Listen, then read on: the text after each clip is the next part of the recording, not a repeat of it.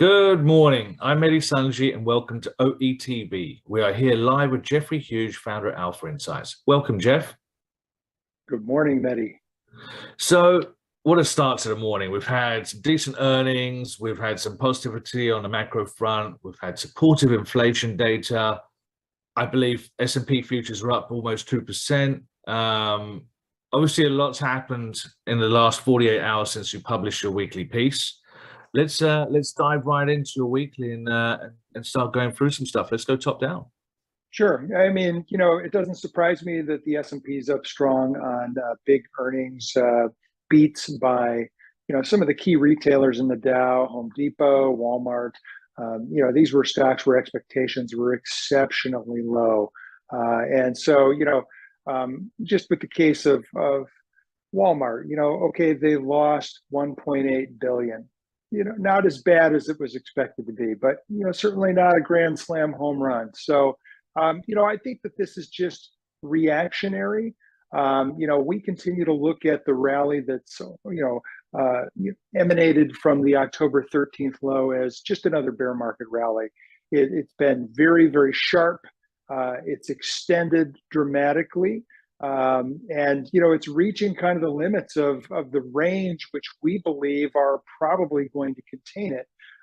We came out this weekend and we said to our clients, look, we had a soft a light CPI number.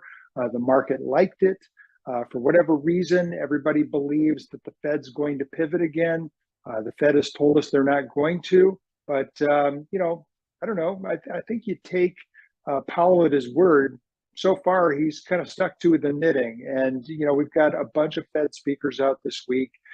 It could change the tone for, the better. We could see the market rally a little bit further. But, we're coming into that point where the 200-day moving average comes into play for the S&P. That was key last time. We kicked, we tagged it, so to speak, and then reversed sharply back in August. Will that happen again? It remains to be seen. We hit the 61.8% retracement yesterday. Is it possible that we extend maybe to the 78.6% retracement? That's possible. It comes into line right around the 4150 level, which is kind of, in the same vicinity as the 200-day moving average. So that might be the target for the market at this point. But, I don't think that the fundamental case has changed dramatically. Inflation continues to be high. It's a little less high than it was, but at 7.7%, it remains high. Base effects do begin to bring it down. I think by next year, most people are looking for, inflation to be down around 3% a year from now. But, a lot of things can happen between now and then. We have no control over the price of oil, okay? The Fed does not price energy, and we don't know what the war in Europe is looking like. It could extend for years beyond our expectations. We continue to believe that things in Asia are not, all hugs and high fives like it is in Bali.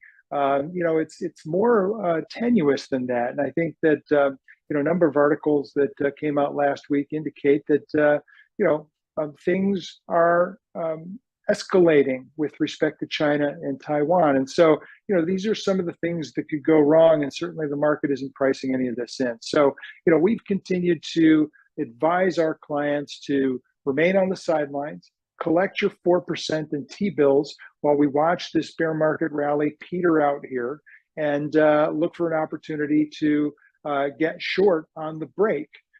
We think that once the market breaks back below, say around 37.40, that it's probably a good point to start putting a short on again for the next leg down. Understood.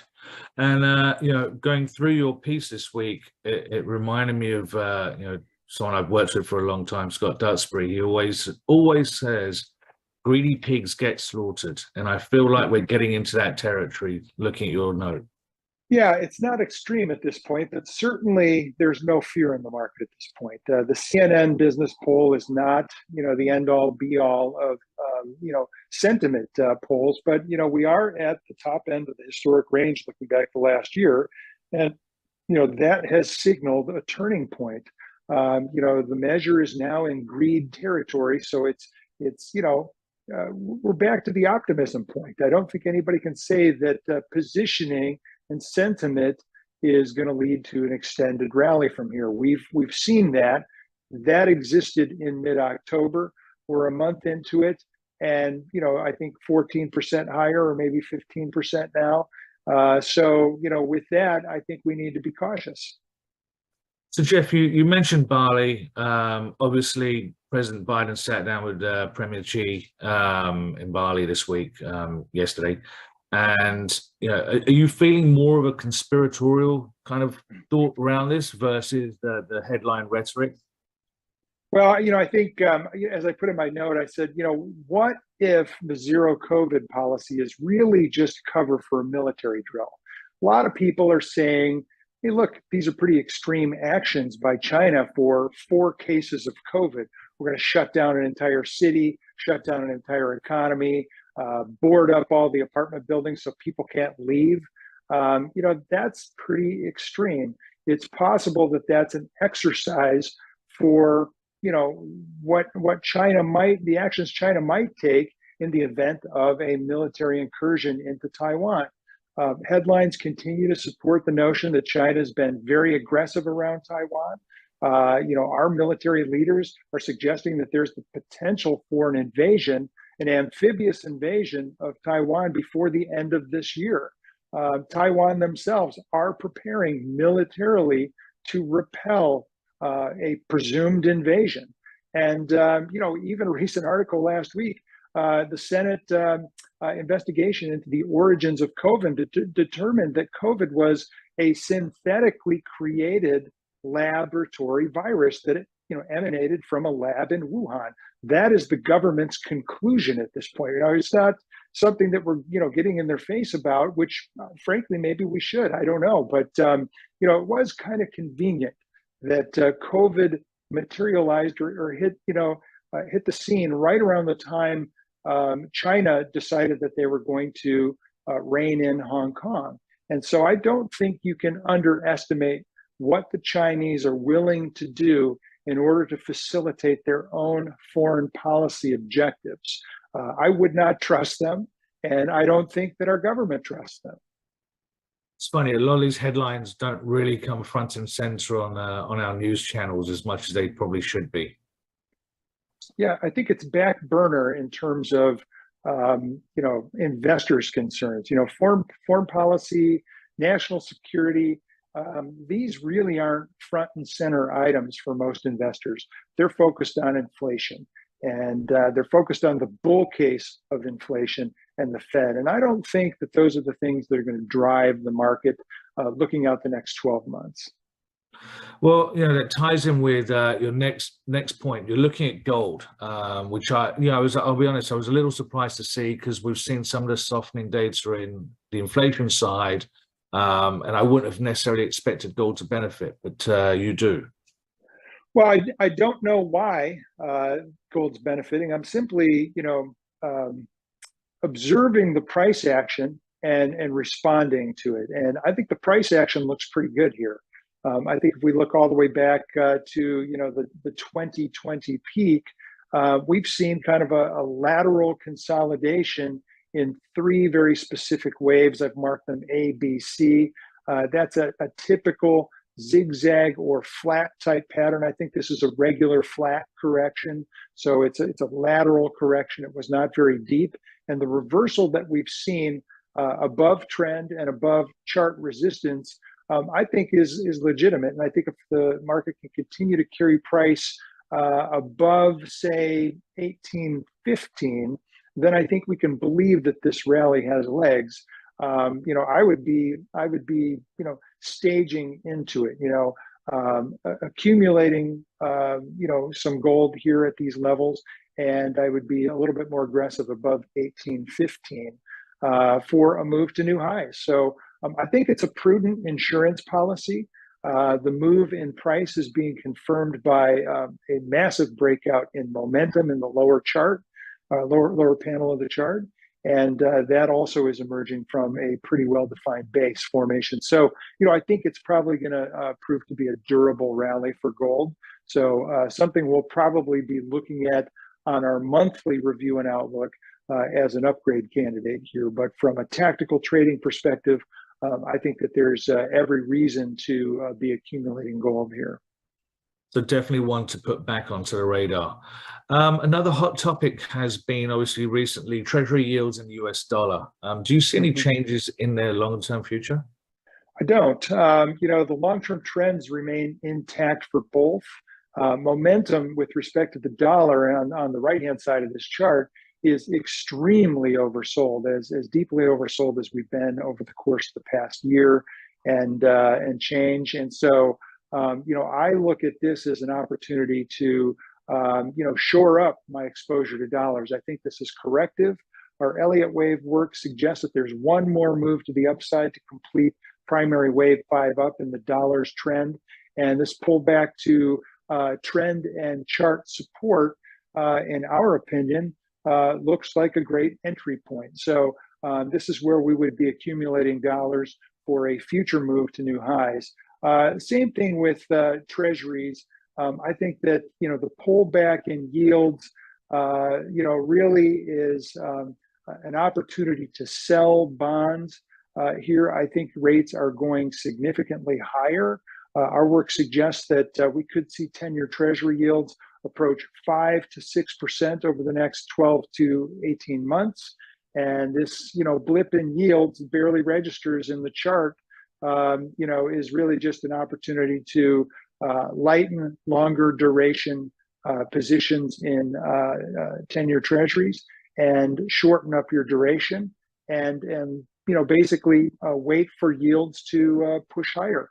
And I think once we get into that range of 5 to 6%, there's going to be a better opportunity to accumulate longer duration treasuries. But at this point, the trend continues to be up and to the right. And, it looks like we're pulling back into kind of an interim support range that will probably hold. We're thinking, certainly 3% on the low end, but maybe only 3.5%.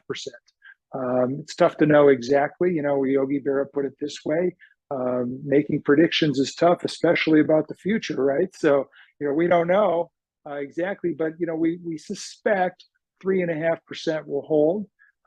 Could get a little lower, could get down to the trend line around 3, but I don't think that's going to happen. So obviously, as we speak, the S&P futures are looking up 2%, and I feel like this is a perfect title for today's show. Is this a breakout or a fake out?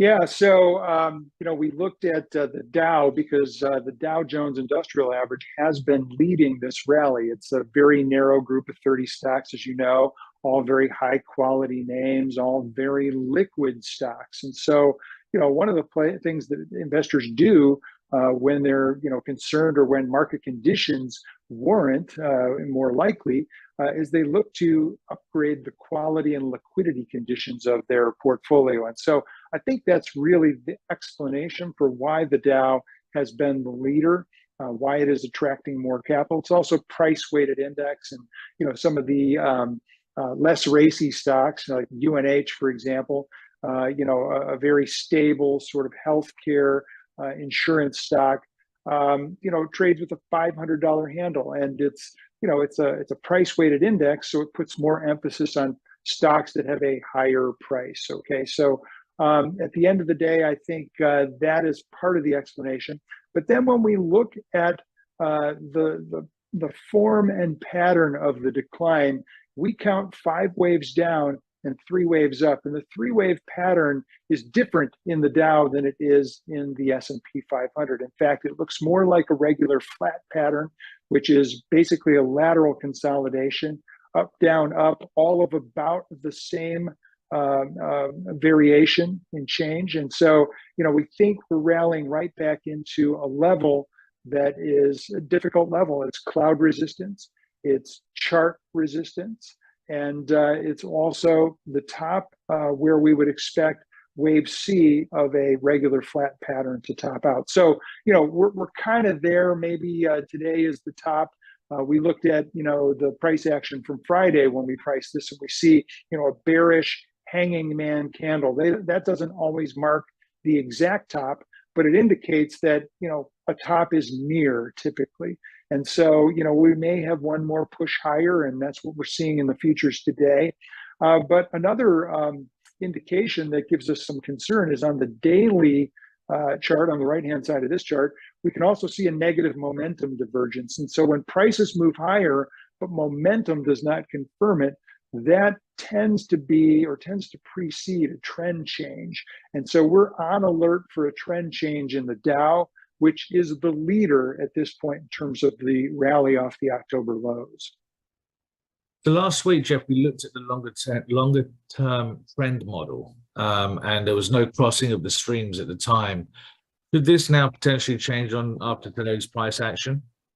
Well, not after today's price action, but if we continue to see the trend of the market move higher in the short term, that could potentially change this dynamic. But it's going to take a lot of price action. And my suspicion is the S&P will have to exceed 4,300 in order to facilitate that change, where the faster exponential moving average in green crosses above the slower simple moving average, the base moving average in red, which is kind of the primary trend. And so we're not seeing that at this point, and I don't anticipate seeing that anytime soon. So let's talk technicals. Anything changing in any of the levels you're looking at? No, we've had a large degree preferred Elliott wave count that suggests, in simple terms, that the market topped at least cycle degree and possibly even super cycle degree back on January 4th.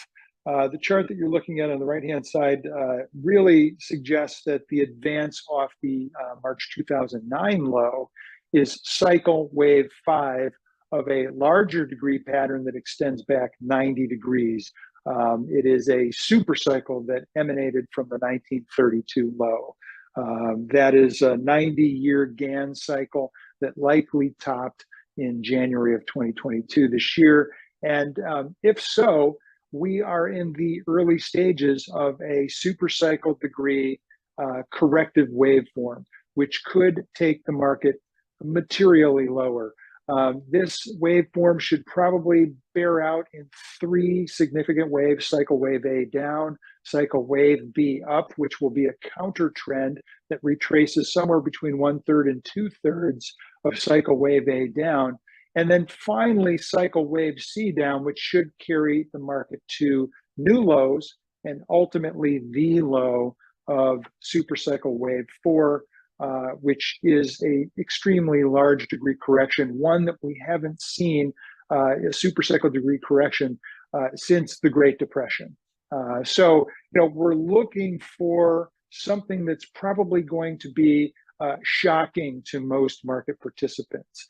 That being said, when we zoom in and take a look at the shorter term, in the next slide, we really take a look at, on the left-hand side of this, all of the price action since March of 2020 to present. And what we see is primary wave 5 of cycle wave 5 topping in January. And since that time, 5 waves down, primary wave 1 of cycle wave A, 3 waves up, primary wave 2 of cycle wave A down, and then intermediate wave 1 and 2 in progress of primary wave 3 down. Now, again, on the left-hand side of your screen, you're looking at that 3-year weekly view, which suggests that primary wave 3, if our count is correct, and we have no reason to doubt it at this point, should begin or is in progress, frankly, and intermediate wave 3 of primary wave 3 should begin shortly.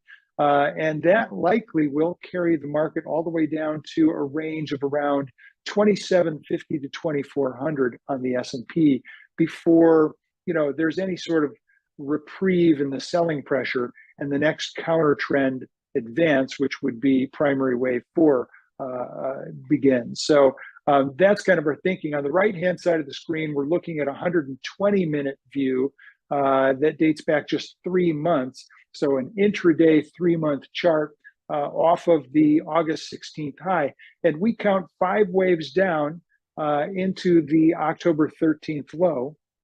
And we believe that we're in the very terminal stages of a 3-wave double zigzag in Elliott wave parlance, counter trend advance that yesterday hit the 61.8% retracement, and today is likely to exceed that, possibly carry to the 200-day moving average or the 78.6% retracement, and fill the gap that exists kind of around that September 12th high. And from there, I think that the market can begin intermediate wave 3 down. That should cap intermediate wave 2 and intermediate wave 3 down of primary wave 3 down will then begin. And we'll know that for certain once we take out the 3740 level, which is the low that we saw, I believe, back around November 4th or so. And so once we take out that November 4th low, I think there's a very high probability that we are in the midst of intermediate wave 3 down, of primary wave 3 down. Jeff, obviously, we're getting quite an uptick at the moment in the market. Are there any levels that would make you rethink your picture? Yeah, of course. And we've had this out there for a long time. Our make or break on this count is 43.25. So that's the August 16th high. If the market carries above the August 16th high, then the count is wrong. It doesn't mean that the longer term picture is wrong. It just means that this short-term primary degree count is tracing out something other than what we're anticipating. And our first alternate on that would be that it's a triangle as opposed to a zigzag, and triangles are more lateral and tend to take more time. And so our suspicion would be that this is either wave A of an ABC or the entirety of an ABC of a 5-point triangle consolidation that is more of a lateral move. And so, we'll have 4 more of these at smaller intervals before it's concluded, and it will probably take something like a year to 18 months to unfold. The only thing that would really change our view that the top is in for cycle wave 5 is a new high. If we took out 48.18, the January intraday high, then obviously that call is completely wrong, and we'll have to rethink how we label things. I don't anticipate that happening. A lot of things are going to change between now and then, and it's not like we're telling investors to be short here. We're in cash. Okay, we've been advising maximum cash, minimum net equity exposure really since January. Okay, so we're just waiting this thing out. It's very difficult to trade every ebb and flow of a bear market. And certainly bear market rallies are even more difficult to trade. So we would prefer to wait to see a break and then tactically short that break with a small portion of capital. Let's have a look at the market internals, because they still aren't as convincing as we'd like to see here. Well, absolutely. So, I think from my perspective, the rally that we've seen thus far off the October 13th low has been a weaker rally than what we've seen. I'm sorry, actually in NYSE terms, it's been a stronger rally and weaker on the NASDAQ side. And so on the NYSE, it's advanced at a greater percentage gain, but the recovery in the internals is less significant. And so, that suggests to me, number one, it's a weaker rally, and number two, it's probably a rally at a lower degree of trend. So that kind of confirms what we're seeing in the price action with our Elliott wave count and our labeling, suggesting that this is a intermediate degree advance, whereas the June-August advance was a primary degree advance. If we look at the right-hand side of the chart, we can see the internals for the NASDAQ. And the NASDAQ has experienced a much weaker rally, in fact, by about half. I think the June-August rally was something in the neighborhood of around 25%. And the current rally in the NASDAQ's been more like 12, 13%. And so, that also is kind of an incongruence, right? This non-confirmation of the strength of these rallies. And then, of course, the Dow has led both of these indexes. The Dow is up over 18%, maybe 19, 20% today. So we'll see. But, the relatively weak internal recovery in the market suggests to us that this is a lower degree of trend and a weak rally, even relative to the June-August rally. Now, looking at investor sentiment, does feel a lot more optimistic than it has done. Well, certainly from an option trader perspective, there's no fear in the market, right? The put-call ratios for index option traders are now well below kind of the midpoint. They're buying less than one put option for every call option at this point. So that would imply a lack of pessimism, certainly. It's worse than neutral, so we're going to call it optimistic. It's not extreme exuberance at this point, but certainly there's optimism there. And we can see the same thing in the equity option put call ratio in the lower panel. Again, kind of the same ilk, right? Less than neutral, more on the optimistic side, far from the extremes that we saw, at the height of exuberance. But at this point, our thinking is that there's just no fear in the market. So investor sentiment has definitely moved from that, fearful, pessimistic positioning to one of optimism and willing to put risk back on at this point. Well, let's have a look at volatility, because I feel like volatility is like a coiled spring at this point. Yeah, you could call it that. I would call it this. I would say that the VIX, which is the best measure of S&P volatility, stock market volatility, made a lower low yesterday.